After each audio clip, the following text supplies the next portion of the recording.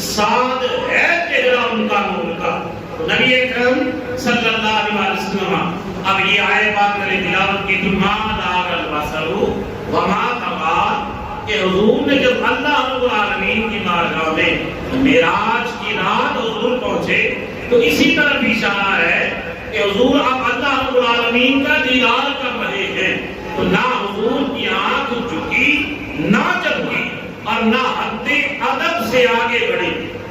تو نبی اکرم صلی اللہ علیہ وسلم نے اب حضور کا دیدار کیا ہے اور اپنی آنکھ جاگتی ہوئی آنکھوں سے کیا ہے، اور خود اللہ رب العالمین قرآن میں یہ بیان فرما رہا ہے کہ میرے نبی نے میرا چہرہ دیکھا ہے، اور دیکھا بھی کیسے؟ فرمایا سات کی آنکھوں سے جاگتے ہوئے دیکھا ہے، اور نہ میرے نبی کی آنکھیں زیادہ حد ادب سے بڑی ہے اور نہ ہی ادب کے خلاف گئی ہے، نہ ہی درماندہ ہوئی ہے، نہ جھکی ہے، نہ جھکی ہے۔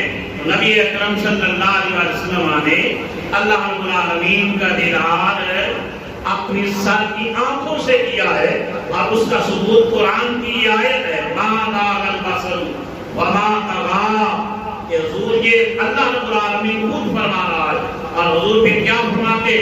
حضور کی آنکھوں کا حال کیا ہے؟ آنکھیں کہاں ہیں؟ چہرے کے اندر نہیں، یہ چہرے کے باہر ہے۔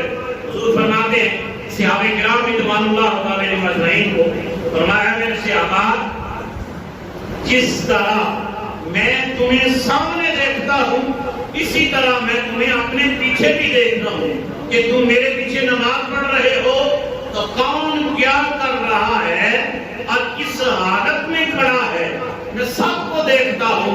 تمہارا خضوع، اب خضوع کہتے ہیں دل کا معاملہ جو ہے اس کو، خضوع کہتے ہیں ظاہری طور پر بندے کے اعضاء جو کام کر رہے ہیں اس کو دیکھنا۔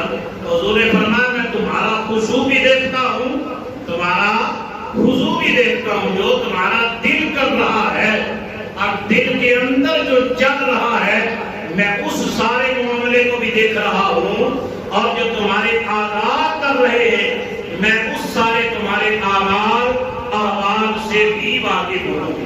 دعائے کہ اللہ رب العالمین ہم سب احباب کو حضور کی شانوں کو سمجھنے